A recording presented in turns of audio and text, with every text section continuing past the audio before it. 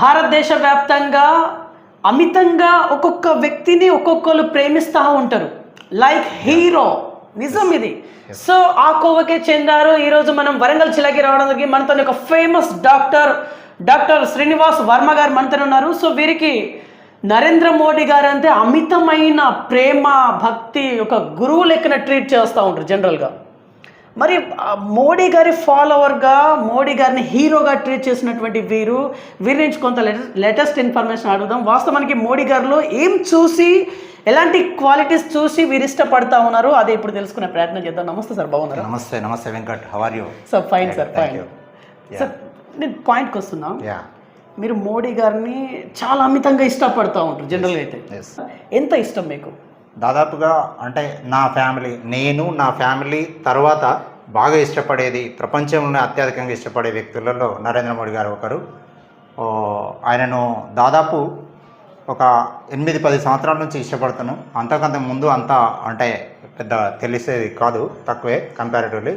And ఎప్పుడైతే 2013లో వరదలు వచ్చినాయో, ఎక్కడ ఈ ఉత్తరాఖండ్లో వరదలు వచ్చినప్పుడు ఎవరు చూసుకోలేని దశలో కూడా మన దేశంలో ఉన్న మొత్తం సీఎంలందరూ కూడా ఎవరు రెస్పాండ్ కాకముందే ఆయనే ఒక విమానాలు పంపించేసి అక్కడే నిల్చుండి మొత్తం మందిని, అంటే గుజరాత్ వాళ్ళందరినీ తీసుకుపోయి, అంటే ఒక ఫ్యామిలీ మెంబర్గా నేను నీకున్నా అని చూపెట్టిన వ్యక్తులలో ఆయన ఒకరు. కాబట్టి అందుకోసం అప్పటి నుంచే నాకు అమితమైన ప్రేమ. అండ్ ఈ రోజులలో అన్నదమ్ములు అక్కజల్లలో పట్టించుకున్న రోజులలో, ఈ రోజుల్లో అసలు ఒక గుజరాతీస్ మొత్తం మందిని కూడా తీసుకుపోయి అక్కడ పెట్టగలిగిన వ్యక్తి, that is the Modi, the great person. Right. రీసెంట్గా మొన్ననే మోడీ గారు ఒక రికార్డు బద్దలు కొట్టి, సో అందుకోసమే మోడీ గారి ఫాలోవర్ ఎవరని చెప్పేసి నీకు కనుక్కునే క్రమంలో మీరు నాకు అందుబాటులోకి వచ్చారు. సో మోడీ గారు రికార్డు బద్దలు కొట్టడం, దీనికి మీకు ఎట్లా అనిపిస్తూ ఉంది? ఒక రకమైన ఉద్వేగభరితమైన క్షణం అది. అంటే మన దేశంలో మనకు సంబంధించిన వాళ్ళు 1526 తర్వాత మన భారతీయుడు మొత్తం మెజారిటీతో ఇక్కడ ఈ టార్గెట్ ఏదైతే ఉందో మనల్ని మళ్ళీ బీట్ చేసుకునే రోజులు. సో కాబట్టి అది ఒక రకమైన ఉద్యోగమైన క్షణం, దాన్ని సెలబ్రేట్ చేసుకోవాల్సిన రోజు ఇది. అందుకే మనం ఇందిరా గాంధీని బీట్ చేశారు. Yes, greatest, not only great, ఇప్పటి వరకు ఇంత అంటే కంటిన్యూస్గా ఉన్న పిఎంలలో నరేంద్ర మోడీ గారు ఫస్ట్ రావడం అదృష్టం. నేనైతే చాలా హ్యాపీగా ఫీల్ అవుతున్నా, ప్రౌడ్ ఆఫ్ ఇట్. భారతదేశానికి ఒక రకమైన ప్రౌడ్. ఓకే, మీరు చాలా హ్యాపీగా ఉన్నారని చెప్పేసి అంటున్నారు. సార్ ఇప్పుడు నరేంద్ర మోదీ గారు సీఎంగా ఉన్నప్పుడు చేసినటువంటి పనులలో మీకు నచ్చినవి ఏంటిది? అట్ ద సేమ్ టైం పిఎంగా ఉన్నప్పుడు చేసినటువంటి పనులలో మీకు నచ్చినవి ఏంటిది? అయితే నరేంద్ర మోదీ గారు ఒక్కటి చేసిందనే కాదు, చాలా చేశారు. నర్మదా రివర్ మీద ఒక ప్రాజెక్ట్ కట్టి అసలు దాని నుంచి కొన్ని లక్షల ఎకరాలని, బీడు భూముల్ని సస్యశ్యామలంగా మార్చి గుజరాత్ మోడల్ అనే ఒక క్రియేటివిటీ తీసుకొచ్చారు. ప్రతి ఊరికి రోడ్లు వేసి ప్రతి గ్రామానికి కరెంటు సప్లై ఇచ్చేసి అండ్ ఫ్రీ కరెంట్ పెట్టింది అక్కడే. తర్వాత నెక్స్ట్ వచ్చేసి అండ్ సోలార్ పవర్ మీద చాలా కాన్సన్ట్రేట్ చేశారు. దాంతోపాటు దేశంలోనే, సౌత్ ఏషియాలోనే డిజాస్టర్ మేనేజ్మెంట్ యూనివర్సిటీ పెట్టడం అనేది మన ఈ సౌత్ ఏషియాలో ఎక్కడ లేదు. ఆయనతోనే స్టార్ట్ చేశారు. డిజాస్టర్ మేనేజ్మెంట్ అంటే ఇన్ ద సెన్స్, సపోజ్ చాలా వరదలు వచ్చినాయి అనుకోండి, ఏం చేయాలో తెలియదు, లేకపోతే భూకంపం వచ్చింది అనుకోండి, ఏం చేయాలో తెలియదు అంతకుముందు. సో ఎప్పుడైతే నరేంద్ర మోడీ గారు సీఎం అయ్యారో ఆ తర్వాతనే డిజాస్టర్ మేనేజ్మెంట్ స్కూల్, కాలేజ్, దానికి సంబంధించిన యూనివర్సిటీ పెట్టడం అనేది ఒక రకమైన రికార్డ్ బ్రేకింగ్. ఓకే. సో దానికన్నా ముందు మనం ఆల్రెడీ ఇంతకుముందు చెప్పుకున్నాం, ఏది మన ఉత్తరాఖండ్లో చాలా వర్షాలు పడి అదైనప్పుడు కూడా తీసుకురాగలిగిండు. అట్లనే ఇంతకుముందు ఒక వ్యక్తి, మన పేరు నాకు అంత ఐడియా లేదు, బట్ వన్ థింగ్ ఏంటంటే భారతదేశానికి ఆయన చేసిన సేవలు బ్రిటన్లో ఉండి అక్కడే చనిపోయి అక్కడే ఉంటే ఆయన చితి భస్మాన్ని తీసుకొచ్చి, అంటే ఆఫ్టర్ దాదాపు 54 years తర్వాత తీసుకొచ్చి 2014లో 16లో ఆయనకు గుడి కట్టేయడము గుజరాత్లో ఒక గ్రేట్ అచీవ్మెంట్. సో అదొకటే కాకుండా సుభాష్ చంద్రబోస్ మీద ఉన్న ఆ డాక్యుమెంట్లన్నీ కూడా రిలీజ్ చేయడం. సో సుభాష్ చంద్రబోస్ స్టాచ్యూ పెట్టించిండు మొన్న రీసెంట్లీ. ఓకే, ఢిల్లీలో ఇంతకుముందు బ్రిటన్స్ వాళ్ళకి సంబంధించిన, లండన్ వాళ్ళకి సంబంధించిన స్టాచ్యూస్ ఉండేది. అది పార్లమెంట్ ముందు Subhash Chandrabose statue, the great statue. And అది ఇక్కడ నుంచే మన తెలంగాణ నుంచి అదృశ్యం ఏంటంటే మన తెలంగాణ నుంచి ఆ రాయి పోయింది, సింగిల్ రాయి ఫ్రమ్ కేసముద్రం దగ్గర నుంచి పోయింది. Yeah. That is a great. దాదాపు 150 రోజులు తీసుకుపోయారు. 156 days ఓన్లీ ఢిల్లీకి చేయడానికి పట్టింది అది. సో గ్రేట్ అది. చాలా మందికి ఆ విషయం తెలియదు. రైట్ రైట్ సార్, ఇప్పుడు మోడీ గారి పాలన అద్భుతంగా ఉంది అన్నట్టుగా మీరు చెప్తా ఉన్నారు కదా. ఎస్, మన భారతదేశ యొక్క ఆర్థిక అభివృద్ధి ఎట్లుంది? దీని మీద మీ అభిప్రాయం? మనకు ఆర్థిక అభివృద్ధి అనేది ఏంటంటే చాలా వరకు ప్రతి కంపెనీ వస్తుంది ఒకటి. ఒకప్పుడు సపోజ్ మన భారతదేశానికి రావాలంటే సేఫ్టీ సెక్యూరిటీ లేకుండే. ఈరోజు సేఫ్టీ 2014 నుంచి పెద్ద పెద్ద అంటే సపోజ్ ఏదైనా జరగడం కానీ బ్రేకింగ్ కానీ చాలా తక్కువ. నెంబర్ 1. Number 2 roads.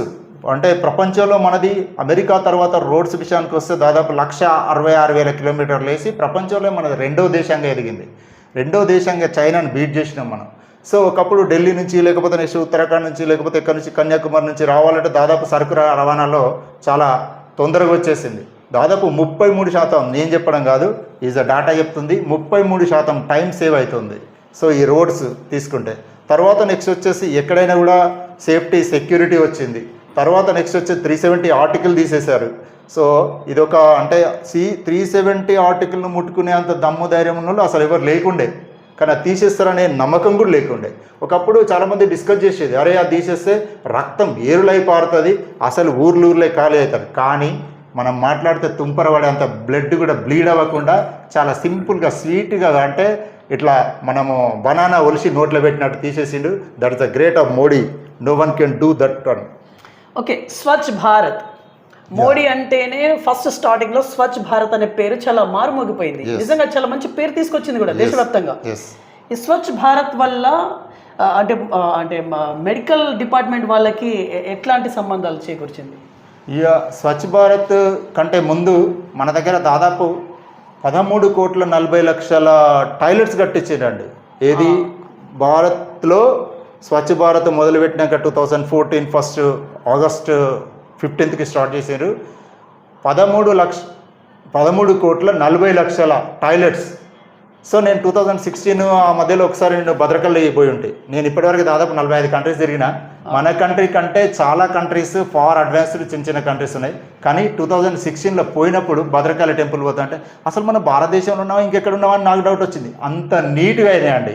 అంటే దాంతో మనకి ఏమైంది మెడికల్గా, సో చాలా డిసీజెస్ తగ్గినాయి. నెంబర్ 1 డయేరియా, ఫైలేరియాసిస్, అండ్ తర్వాత నెక్స్ట్ వచ్చేసి అనీమియా అంటే రక్తహీనత, అండ్ జ్వరాలు, జలుబులు చాలా వరకు తగ్గిపోయినాయి. That is the great of Modi. ఆ స్వచ్ఛ భారత్తోని బయటికి అంటే కష్టకాలంలో బయటికి పోవడం అనేది ఒక రకమైన క్రిటికల్ కండిషన్ టు ఆల్, ఇంకా ఇంక్లూడింగ్ ఒకవేళ సపోజ్ లేడీస్ అయితే చాలా కష్టం. అండ్ తర్వాత నెక్స్ట్ వచ్చేసి హరాస్మెంట్స్ తగ్గినాయి. ఓకే, 24-25% హరాస్మెంట్స్ తగ్గినాయి లేడీస్ మీద. ఇది మీరు గమనించారో లేదో, నేను చెప్పడం కాదు, పేపర్లో డాటాలా ఉన్నాయి, చూసుకోవచ్చు. That is the great of Modi. అలాగే ఇంకొక సంచలనాత్మకమైన ఇంకొక మార్పు ఏంటంటే జిఎస్టీ మీద కొంత మార్పులు చేర్పులు చేయాలి అది ఇది అని చెప్పేసి కొంత వాదోపవాదాలు జరిగాయి. What about your opinion on GST ఇప్పుడు స్టార్ట్ చేసింది కావాలంటే అసలు అయితే దాస్ అని 2000లో స్టార్ట్ చేయడానికి ఒక అంటే మెమరాండం ఇచ్చారు. దాస్ తర్వాత నెక్స్ట్ వచ్చేసి విజయ్ కేల్కర్ అనే వ్యక్తి 2003లో దాన్ని తీసుకురావడానికి ప్లాన్ చేసి తర్వాత నెక్స్ట్ పార్లమెంట్ దాకా తీసుకుపోయాడు. 2006లో స్టార్ట్ అయింది ఇది. 2010-2013 వరకు ఒక రకమైన అంటే తర్జన భర్జన జరిగినాయి. 2010 నుంచే మొదలు పెట్టాలనుకుంటే అది కాలేదు.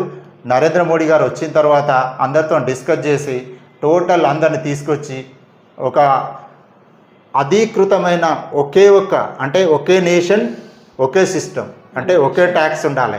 కన్యాకుమారిలో స్టార్ట్ అయితే కాశ్మీర్ వరకు పోవచ్చు, లేకపోతే నెక్స్ట్ వచ్చి ఉత్తరప్రదేశ్లో స్టార్ట్ అయితే మన ఆదిలాబాద్ వరకు రావచ్చు. ఎక్కడ ఆపకుండా ఒకే సిస్టమ్ తీసుకొచ్చే విధానాన్ని తీసుకొచ్చిండు. అది జూలై 1 రేపు ఎల్లుండి దగ్గరకు వచ్చింది. ఓకే, 2017లో స్టార్ట్ అయింది. సో 26 రకాల ట్యాక్స్లను తీసుకొచ్చి ఒకే రకమైన ట్యాక్స్ చేయడం అనేది ఒక రకంగా బెనిఫిట్. ఎందుకు బెనిఫిట్ అంటే మధ్యలో ఆపడానికి ఉండదు. ఇందులో 3 రకాల ట్యాక్స్లు ఉంటాయి. Number 1 is CGST, central government tax. IGST, inter state మధ్యలో ఉండే జిఎస్టీ, అండ్ దాన్ని తర్వాత నెక్స్ట్ వచ్చి స్టేట్ గవర్నమెంట్ జిఎస్టీ ఉంటుంది. ఒకప్పుడు 4 లక్షలు 3 లక్షలు వస్తే సంవత్సరం అంతా కలిస్తే వచ్చే ట్యాక్స్ ఈరోజు 22.10 లక్షల కోట్లు వచ్చినాయి. 22.10 లక్షల కోట్లు, ల్యాక్స్ ఆఫ్ క్రోర్స్. సో ఇందులో 5 రకాల tax: 0 tax, 5% tax, 12% tax, 18% and 28%. So total tax వచ్చేసి 22.10 ట్యాక్స్ అంటే మన భారతదేశ బడ్జెట్లో ఆల్మోస్ట్ 45% ట్యాక్స్ సింగిల్ ట్యాక్స్ మీద వచ్చింది. So it's a very good and it's a growth to all. Roads వేయడం కావచ్చు, ఏదైనా కావచ్చు, ఒక రకమైన అదృష్టం. కాకపోతే ఇది ఏంటంటే వీళ్ళు అనుకున్నట్టు ఏంటనంటే, మనం అనుకున్నట్టు పోను ట్యాక్స్ పెరిగిన కొద్దీ, అంటే సపోజ్ ట్యాక్స్ ఎక్కువ వచ్చిన కొద్దీ కొన్నిటి మీద తీసేస్తారు, ఇంకా కూడా తీసేస్తారు, తీసేయాలి కూడా, కొత్త తీసేస్తారు. Okay, thank you. రైట్. ఇప్పుడు ఇదంతా చెప్తా ఉన్నారు కదా, ఓవరాల్గా భారత అభివృద్ధి అనేది అంటే ఈ 10 సంవత్సరాల్లో డెవలప్మెంట్ అంటే గ్రోత్ ఉందా? ఉంది, 100% ఉంది గ్రోత్.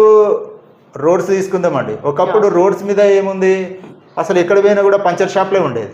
ఓకే, 4 కిలోమీటర్లకు 3 కిలోమీటర్లకు పంచర్ షాప్. ఈరోజు 50 కిలోమీటర్లు 100 కిలోమీటర్లు పంచర్ షాపే కనిపిస్తలేదు. అంటే రోడ్లు బాగా అయిపోయి పంచర్లు అనేది తగ్గిపోయినాయి, కాబట్టి ఎవరి వాళ్ళే విత్డ్రా చేసుకున్నారు.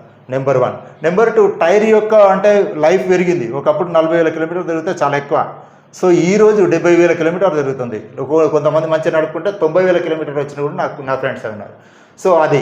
మూడోది ఏంటంటే హెల్త్. ప్రతి డిస్టిక్కి ఒక మెడికల్ కాలేజ్ ఇచ్చింది. ఓకే, ఒకప్పుడు అంటే డాక్టర్స్ చాలా తక్కువ మంది ఉండేది, ఇప్పుడు చాలా ఎక్కువ మంది అయిపోయారు. తర్వాత పబ్లిక్కి దీనికి సంబంధించిన అనుసంధానం పెరిగింది. అండ్ తర్వాత నెక్స్ట్ 22.5 కోట్ల మందికి ఆయుష్మాన్ భారత్ ఇచ్చారు. మన దగ్గర అదే అంటే సపోజ్ పొలిటికల్తోనో దేంతోనో తీసుకోలేదు, అంటే తెలంగాణలో అది తీసుకోలేదు, కేసీఆర్ ఉన్నప్పటి నుంచి కూడా తీసుకోలేదు. సో 50 crores మెంబర్కి సరిపోయే ఆయుష్మాన్ భారత్.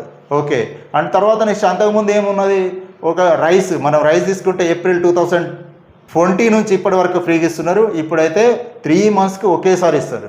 సో ఈ 3 monthsకి ఒకేసారి ఇవ్వడమో, లేకపోతే నెక్స్ట్ వచ్చేసి 5 కిలోలు ఇవ్వడమో. ఒకప్పుడు ఏంది, ఎక్కడుంటే అక్కడ. ఇప్పుడు నేను మంచిర్యాల అనుకోండి, మంచిర్యాలనే తీసుకోవాలి.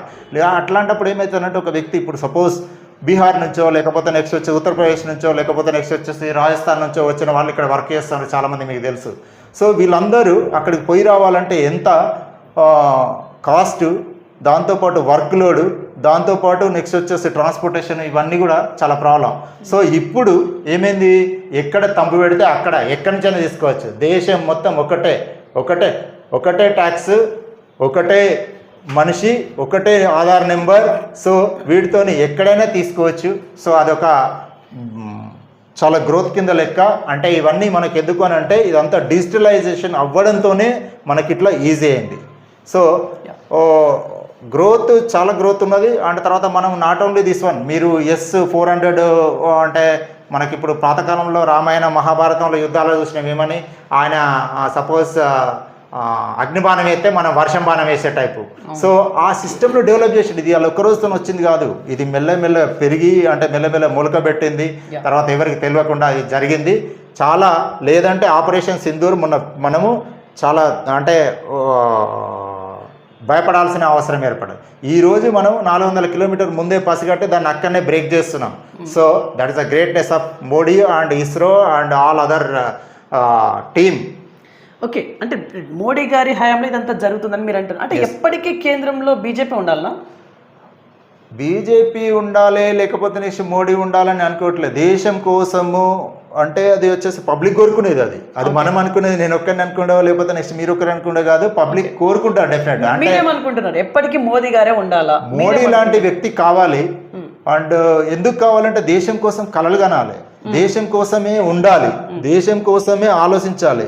మనం అనుకుంటాం తెలుసా, ఏమని, నేను 8 గంటలు పనిచేస్తా, 16 గంటలు పనిచేస్తా అని అనుకోండి. కానీ 24 గంటలు పనిచేయాలి. 24 గంటలు ఎట్లా పనిచేస్తారు అని అంటే, మనం బాత్రూమ్ పోయినా, మనం అన్నం తిన్నా దేశం గురించి ఆలోచించడం 24 గంటలు.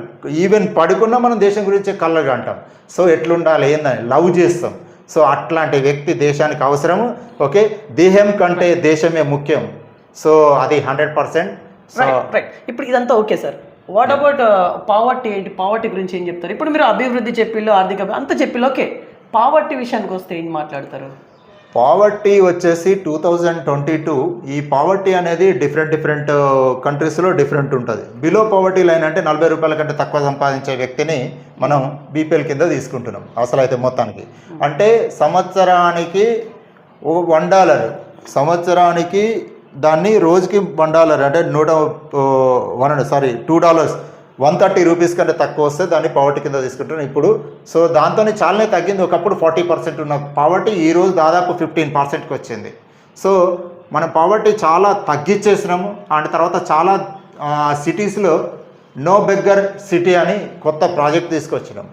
సో ఈ బెగ్గర్స్ అనేది ఏంటంటే సపోజ్ అంటే వాళ్ళు ఆడుకోవడానికి మీరు చదివి ఉంటారు, మీరు ఉత్తరప్రదేశ్లో మధ్యప్రదేశ్లో ఒక్కొక్కరికి దాదాపు 80 లక్షల ఇండ్లు, తర్వాత నెక్స్ట్ దాదాపు 10 కోట్ల ఆస్తి ఉన్నది కూడా ఇంకా బెగ్ చేస్తున్నారు. సో దీన్ని అంతా డిజిటలైజేషన్ చేయగలిగితే, సో ఎవరికి ఏమొస్తుంది ఏమొస్తలేదని చూడగలిగితే అప్పుడు మనం పావర్టీ కరెక్టా కాదా చేయగలుగుతాం.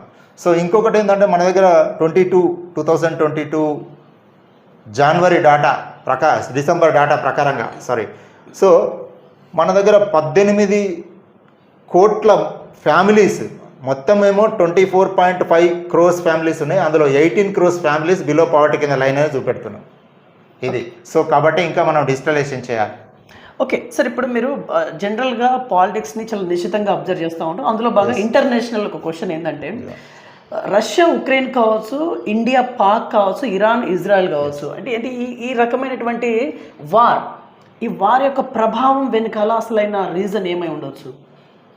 ఈ వార్లు నేను చెప్పడం కాదు, చాణక్యునప్పటి నుంచే ఉంటుంది. ఒకటేమో చాణక్యుడు. సో ఇది ఎట్లుంటుంది అంటే 3 రకాలు ఉంటుంది. ఒకటి మత యుద్ధాలు, మతం కోసం ఫైట్ చేసే వాళ్ళు ఉంటారు. ఇది ఎవ్రీ 1000 yearsకి ఒకసారి 2000 yearsకి ఒకసారి జరుగుతూ ఉంటుంది. అది ఇప్పుడు నడుస్తున్నది. నెంబర్ 1. నెంబర్ 2 అంటే ఎక్స్పాన్షన్ అంటే సపోజ్ అంటే దేశాన్ని ఎక్స్పాండ్ చేయడం.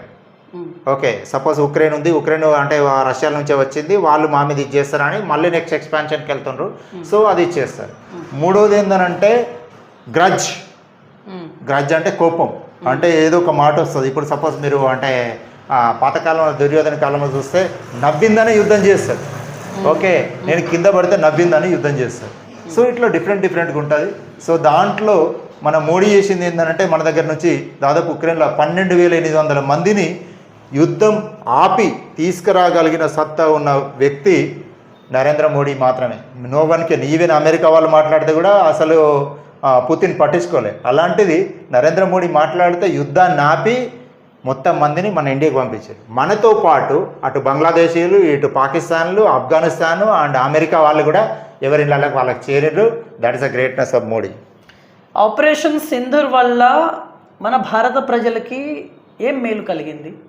ఆపరేషన్ సింధూర్ స్టార్ట్ చేసింది సరే, మనం కోపంతోనే స్టార్ట్ చేసినాం, మన మీద అటాక్ చేస్తారని స్టార్ట్ చేయాలి. కానీ ప్రపంచానికి మన సత్తా తెలిసిందండి.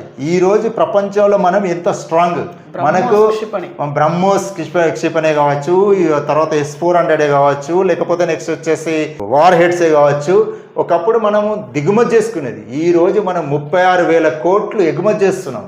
అండ్ తర్వాత నెక్స్ట్ ఇస్రో వాళ్ళు 3 నెలల్లో దాదాపు 30 PSLV USLV అన్ని పంపించినాం, ఉపగ్రహాలు పంపించినాం. ఈరోజు 5G 6G 7G రావడానికి వాళ్ళే కారణం. సో ఇవాళ కాకపోతే రేపు వస్తుంది, 6G వస్తుంది, 7G వస్తుంది. అంటే ఫాస్ట్ అవుతున్నాం. కాబట్టి దానికి అంత బడ్జెట్ అలొకేషన్, దాని మీద దృష్టి పెట్టడం అనేది చాలా ఇంపార్టెంట్. ఊరికే మనం మాటలు చెప్పుకోవడం కాదు. ఓకే, సో దాని మీద బడ్జెట్ అలొకేట్ చేయాలంటే శక్తి, ధైర్యం, దమ్ము ఉండాలి. సో అట్లాంటి దమ్మున్న వ్యక్తి నరేంద్ర మోడీ. సో అట్లాంటి వారు మన దేశానికి అవసరం. ఇప్పుడున్న కండిషన్లో 110% అట్లాంటి వ్యక్తే కావాలి. అప్పుడే మనకు ఇదవుతుంది. అండ్ ఇంకొకటి ఏంటంటే అసలు అవసరం లేకుండా మనం సపోజ్ అంటే మహిళలు కష్టపడుతుండని 3 తలాఖను తీసేయాల్సింది. వేరే గవర్నమెంట్లో ఎవరున్నా దాన్ని ముట్టుకునేంత దమ్ము ధైర్యం లేదు. సో ఆయనకు అవసరం లేకపోయినా పబ్లిక్ మనవాళ్ళు. సో మనకు అంటే ఓటు బ్యాంకు రాజకీయాలు కావు ఇవి. సో కాబట్టి అట్లాంటి వ్యక్తి మనకు అవసరం, మనకు ఉండాలి. ఉంటేనే దేశం బాగుంటుంది. అందరం సస్యశ్యామలంగా అండ్ శాంతంగా నిద్రపోతాం. అంటే ఇప్పుడు ఏం సార్ మీ పాయింట్ ఆఫ్ వ్యూలో చూసుకుంటే మోడీ అవసరం ఇంకా ఉందనా? మోడీ అవసరం ఇంకా ఉంది, కానీ ఎవరికైనా ఏజ్ అయిపోతూ ఉంటుంది. Yeah. ఏజ్ని బట్టి మనము అంటే దాన్ని చేయగలుగుతారో లేదని చూసుకోవచ్చు. ఎప్పటికప్పుడు అప్డేట్ అవుతూ ఉంటారు. కొత్త జనరేషన్ని, కొత్త రక్తాన్ని ప్రతి పార్టీలో నింపాలి. నింపకపోతే మనం ఏమైతే, ఇప్పుడు సపోజ్ మా నాన్న ఉండే, మా నాన్న ఏం చేసిండు, అరే బాబు అంటే ఎవరిది వాళ్ళు తీసుకుంటారో చూసుకోండి. మనకన్నా ముందు కూడా రాజులు ఉండేది. రాజులు కొంత వయసంగానే భారతదేశంలో ఏంటి అంటే కొడుకు ఇచ్చేసి ఆయన మొత్తమే అంటే జంగల్కి వెళ్ళిపోయి, లేకపోతే నెక్స్ట్ వచ్చేసి విశ్రాంతంగా తీసుకొని మామూలుగా యోగాలు అవి చేసుకొని చనిపోయేవాళ్ళు. ఇప్పుడు అట్లా లేదు. ఇంకా ఏదో కావాలి, ఇంకో ఏదో కావాలనే పార్టీలో ఏ పార్టీలు ఉన్నా అది మనుగడ సాగించలేదు. సో కొత్త రక్తం అవసరం. ఫైనల్ ఒక క్వశ్చన్ తో ముగించేద్దాం. ఇప్పుడు మీరు మోడీ గారికి వీరాభిమాని, Yeah. అంటే మీరు పాలిటిక్స్ వైపు చూస్తున్నారా? రాబోయే రోజుల్లో పోనీ వస్తారా? పాలిటిక్స్ వైపు అయితే ఇప్పటికిప్పుడు చూడట్లేదు. అంటే నేను నా ప్రొఫెషన్ లవ్ చేస్తున్నాను. Okay, I'm loving my profession. ఇది నా అదృష్టం. ఎందుకు నా అదృష్టము అని అంటే, అసలు ఇలా చెయ్యడము ఈ రోజులలో అంటే వైద్యో నారాయణో హరి అనేది చాలా ఇంపార్టెంట్. వైద్యుడు అండ్ గురువు లేకపోతే టీచర్ చాలా ఇంపార్టెంట్. ఎందుకంటే మన జీవితాన్ని మలిసే వాళ్ళే. అంటే మన యొక్క క్యారెక్టర్ అనేది బిల్డప్ అయ్యేది వాళ్ళతోనే. అండ్ మనం లైఫ్ ఉండాలంటే డాక్టరు, అండ్ తర్వాత నెక్స్ట్ క్యారెక్టర్ ఉండాలంటే టీచర్ అండ్ పేరెంట్ చాలా ఇంపార్టెంట్. కాబట్టి ఇప్పటికిప్పుడు నేను అనుకోవట్లేదు. తర్వాత నెక్స్ట్ వచ్చేసి ఒకవేళ సపోజ్ పరిస్థితులు అనుకూలించి ఒకవేళ సపోజ్ అంటే అనిపిస్తే అప్పుడే మనం ఆలోచిస్తున్నాం, కానీ ఇప్పటికిప్పుడైతే ఏం లేదు. No politics, only profession. Yes, so ఇది ఇవాళ ఇన్ఫర్మేషన్. చూస్తున్నాను BVR TV news. Until then bye, take care. Thank you.